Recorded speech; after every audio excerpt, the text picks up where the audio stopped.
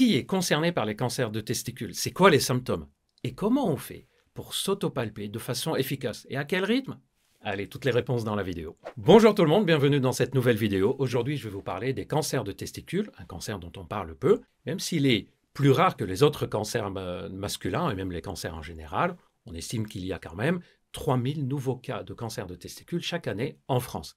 Il est donc plus rare que les autres, mais ce n'est pas si rare que ça. Et surtout, plus on le détecte tôt, et plus son pronostic est bon. C'est un des cancers pour lequel le pronostic est le meilleur, à condition de savoir le repérer, et c'est ce qu'on va faire dans cette vidéo. Et avant que j'oublie, Charles.co, c'est pas seulement une chaîne YouTube sur laquelle vous avez plein de vidéos de toutes sortes. D'ailleurs, n'oubliez pas de liker, commenter, partager, faites vivre cette chaîne. Charles.co, c'est aussi une plateforme de téléconsultation sur laquelle vous pouvez consulter des médecins spécialisés dans leur domaine. Par exemple, dans le domaine de la médecine sexuelle, si on a des problèmes d'éjaculation précoce, problèmes d'érection, problèmes de baisse de libido, ou d'autres problèmes sexuels de ce type, vous allez sur le site, vous faites la consultation avec le médecin qui va vous dire ce qu'il y a à faire. Il vous conseillera peut-être des examens, des traitements, vous donnera des conseils et vous proposera un suivi jusqu'à résoudre la problématique sexuelle. Bref, si vous voulez savoir de quoi il s'agit, vous allez sur le site et vous avez toutes les informations. Et donc aujourd'hui, on va parler du cancer des testicules. Avant de vous dire quels sont les symptômes et comment on fait pour se palper, à votre avis, vous me dites dans les commentaires sans aller chercher, sans tricher, à votre avis, est-ce que ça touche surtout les personnes âgées entre 15 et 20 ans, les personnes âgées entre 20 et 35 ans, entre 35 et 50 ans, ou les personnes de plus de 50 ans? En fait, le cancer de testicules touche surtout les personnes âgées entre 25 et 35 ans. Et d'ailleurs, 9 cancers de testicules sur 10, c'est chez des hommes de moins de 50 ans. La majorité des cancers de testicules surviennent entre l'âge de 15 et 45 ans. Donc des hommes plutôt jeunes. Quels sont les symptômes? Il y a très peu de symptômes, d'où l'importance de savoir s'auto-surveiller là-dessus. Des fois, on découvre d'ailleurs le cancer de testicule un peu par hasard. On a fait une échographie, puis on dit tiens, il y a un truc bizarre, ça a l'air d'être un cancer. Dans la majorité des cas, le symptôme principal, c'est une masse palpable. C'est le premier symptôme dont je vais vous parler et qui est le plus important. Quand on dit masse palpable, on parle d'une masse qui est sur le testicule, pas sur la peau, par exemple sur le scrotum, ni entre la peau et le testicule. C'est une masse sur le testicule. Et à la fin de la vidéo, je vous dirai comment on fait pour palper exactement, pour repérer cette masse-là. Autre caractéristique de cette masse, ce n'est pas une masse souple, c'est-à-dire si on appuie dessus, elle ne part pas. Si vous avez une masse et vous dites « Ah, j'ai l'impression d'avoir une boule ou une tumeur sur le testicule » et que vous appuyez dessus et que ça se vide, c'est-à-dire il n'y a plus rien au niveau de la pression, c'est que c'était plutôt un varicocèle, c'est-à-dire une veine qui était gonflée. Donc c'est une masse sur le testicule, assez dure et qui ne disparaît pas dans le temps. C'est-à-dire une masse qui vient, qui repart, qui gonfle, qui dégonfle. Ça ne ressemble pas à un cancer de testicule. C'est plutôt une masse solide sur le testicule qui reste présente, voire qui progresse. Et dans la plupart des cas, ce n'est pas douloureux. Deuxième type de symptôme, c'est une gêne atypique. Il y a une sensation de lourdeur. On croise les jambes et on sent qu'il y a quelque chose qui ne va pas. Attention, là, ce n'est pas spécifique du cancer. Ça peut être un kyste, ça peut être une infection, une orchite, etc. D'ailleurs, dans la plupart des cas, les symptômes de type gêne, douleur au niveau des testicules sont des choses bénignes. D'ailleurs, si le sujet vous intéresse, allez voir aussi la vidéo que je vous ai déjà faite sur comment on interprète les douleurs au niveau des testicules. Pourquoi je vous parle de ces vidéos? Parce qu'en fait, la plupart des cas, quand on a une douleur, une gêne, une irritation, un gonflement au niveau des testicules, la majorité des cas, ce sont des choses plutôt bénignes ou des infections qui relèvent plutôt d'un traitement antibiotique. Et dans des rares cas, ça peut être un cancer. Troisième type de symptôme, la gynécomastie. Gynécomastie, ça veut dire qu'on est un homme, mais on a comme un peu de sein qui pousse. Attention là aussi, dans la très grande majorité des cas, la gynécomastie n'est pas liée à un cancer de testicule. Ça peut être physiologique. Par exemple, à l'adolescence, c'est très courant d'avoir un sein, par exemple, plus haut que l'autre, qui pousse un peu plus que l'autre, ou un mamelon qui paraît différent de l'autre. La gynécomastie peut aussi être liée à des prises de médicaments, certains diurétiques comme le spironolactone. Dans le cadre du cancer de testicule, pourquoi il peut avoir des seins chez l'homme? Simplement parce que le cancer de testicule peut sécréter une hormone qu'on appelle HCG qui, elle, va modifier la glande mammaire et va la faire pousser. Donc, quand on a une masse au niveau des testicules et une gynécomastie, on va penser au cancer de testicule.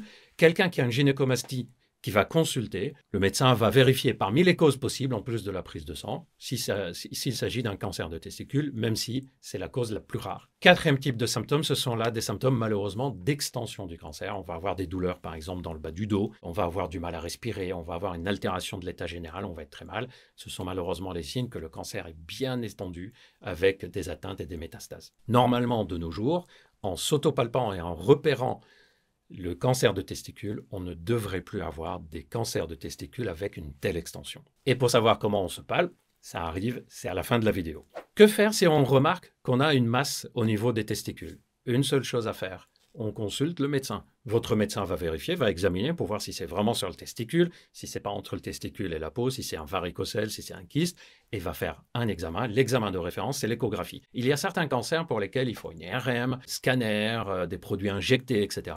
Le cancer de testicule est facilement dépisté par une échographie simple qui permet déjà de dire « Ok, il n'y a pas besoin de s'inquiéter » ou « Il y a quelque chose d'inquiétant » et on va aller plus loin et faire à ce moment-là une prise de sang et à partir de ce moment-là, avoir le traitement aussi du cancer de testicule. Le traitement, dans la majorité des cas, c'est l'ablation du testicule. Et quelquefois, il y aura un traitement supplémentaire comme une chimiothérapie ou une radiothérapie, mais dans la majorité des cas, l'ablation des testicules est suffisante, surtout si c'est détecté tôt. Petite remarque à ce niveau, on peut parfaitement vivre une vie normale, sur le plan biologique, médical, avec un seul testicule. C'est suffisant pour fabriquer des spermatozoïdes, c'est suffisant donc pour avoir une fertilité normale, et c'est suffisant pour fabriquer une quantité de testostérone adaptée à notre corps. D'ailleurs, on a l'habitude de dire qu'un quart ou un demi-testicule est suffisant pour le reste. Et là, on peut se dire, mais dans ce cas, pourquoi on a deux testicules?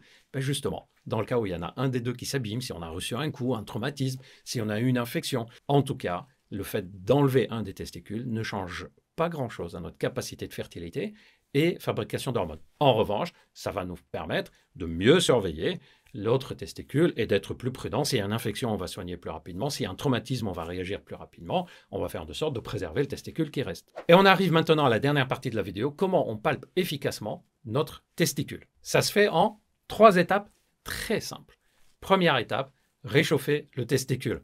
On va mettre un réchaud ou un truc brûlant, hein. Une douche chaude, s'habiller chaudement, se mettre dans un endroit chaud. Pourquoi? Parce que les testicules, quand ils sont froids, ils vont avoir tendance à remonter dans le corps, ou si on est anxieux, ça a tendance à remonter dans le corps. Je vous en ai parlé dans une vidéo où j'explique aussi pourquoi chez certaines personnes, la taille du pénis peut changer beaucoup entre le repos et l'érection. Je vous ai parlé du fait que quand on est en situation de froid ou de stress, les organes génitaux, pénis et testicules remontent dans le corps. Donc, dans notre cas, là, sur ce qu'on est en train de dire, ça sera plus difficile à examiner. Donc, une petite douche chaude ou des habits chauds ou dans un endroit chaud. Une fois qu'on sent que les testicules sont bien détendus vers le bas, ça c'est le testicule. On va palper, mais pas sur la peau qu'il y a autour. On va mettre les doigts jusqu'à sentir qu'on a touché ce qui est semi-tendu, c'est les testicules. D'ailleurs, on sent tout de suite c'est le testicule parce que c'est sensible. Donc on appuie dessus légèrement, sans se faire mal. On se fait jamais mal. Si on fait mal, c'est que vous avez appuyé trop fort, hein, ou qu'il y a une infection. Entre le pouce et l'index. Et on va faire des petits mouvements, comme si on voulait rouler le testicule entre le pouce et l'index. Et on fait le tour du testicule en bas, et on fait le tour. Une fois qu'on a terminé avec le premier testicule, on fait la même chose avec le deuxième testicule. Une fois qu'on a fini les deux, on mange la tomate cerise. Je plaisante. Une fois qu'on a fini les deux, c'est qu'on a tout fini. Comme vous voyez donc, c'est très simple. Et la majorité d'entre vous peuvent le faire tout seul. D'ailleurs, si vous avez envie, vous pouvez même demander à votre partenaire de le faire. À quelle fréquence il faut le faire? En général, 4 à 6 fois par an, c'est largement suffisant. Une fois par trimestre, par exemple. Donc voilà, j'espère que vous savez maintenant comment on fait pour palper le testicule, tout ce qu'il y a à savoir sur ce sujet. Dites-moi dans les commentaires si ça vous paraît clair et aussi si vous avez l'habitude de vous palper les testicules, vous ou pas. Moi, je vais vous donner rendez-vous très bientôt pour plein d'autres vidéos. N'oubliez pas que si vous avez des problèmes, que ce soit d'ordre sexuel ou en général, vous ne restez pas seul à vous dépatouiller, vous consultez ou vous téléconsultez si c'est plus facile pour vous. À très bientôt, prenez bien soin de vous.